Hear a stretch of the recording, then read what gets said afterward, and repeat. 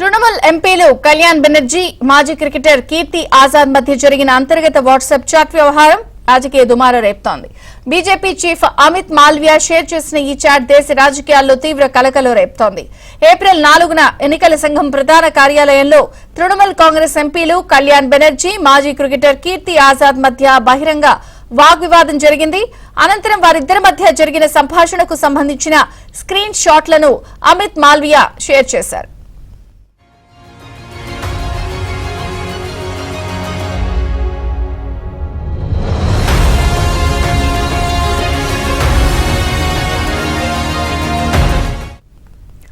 ఈ సందర్భంగా ఈసీఐ కార్యాలయంలో టీఎంసీ ఎంపీల మధ్య జరిగిన ఘటనపై అమిత్ మాల్వియా ఆగ్రహం వ్యక్తం చేశారు. మెమరాండం సమర్పించడానికి వెళ్లిన కళ్యాణ్ బెనర్జీ, కీర్తి ఆజాద్ ఈసీఐ కార్యాలయంలో వాగ్వివాదం జరపడంపై ఆయన తీవ్ర అసహనం వ్యక్తం చేశారు. ఈసీకి వెళ్లే ముందు మెమరాండంపై సంతకం చేయడానికి పార్లమెంట్ కార్యాలయంలో సమావేశం అవ్వాలని పార్టీ తన ఎంపీలను ఆదేశించినట్లు తెలుస్తోంది. అయితే మెమరాండం మోసిన ఎంపీ పార్లమెంట్ సమావేశాన్ని దాటవేసి నేరుగా ఈసీ ఆఫీసుకు వెళ్లారని, దీనిపై మమతా బెనర్జీ వీరిని నిలదీయాలని పలువురు టీఎంసీ నేతలు కోరినట్లు అమిత్ మాల్వియా తెలిపారు.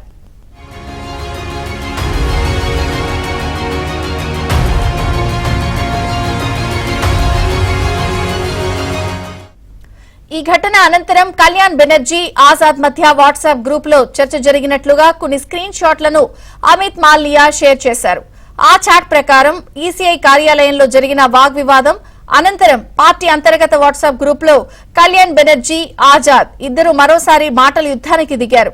ఇందులో భాగంగా కళ్యాణ్ బెనర్జీ ఆసక్తికర ఆరోపణలు చేశారు. అందమైన అంతర్జాతీయ మహిళకు సంబంధించిన కార్యకలాపాలకు తెరతీసిన పెద్ద మనిషిని అభినందిస్తున్నాం అంటూ మెసేజ్ చేశాడు.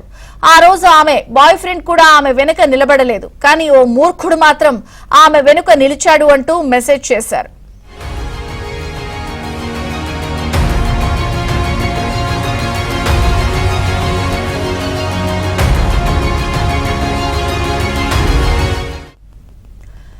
దీనికి సమాధానంగా Azad, take it easy Kalyan, మీకు చాలా మంది ఉన్నారు, బాలనేరస్తుల్లా ప్రవర్తించొద్దు, మీతో పాటు అందరికీ దీదీ చాలా తీవ్రమైన బాధ్యతను అప్పగించారు, కాబట్టి విశ్రాంతి తీసుకోండి, సుఖంగా నిద్రపోండి అంటూ రిప్లై ఇచ్చారు.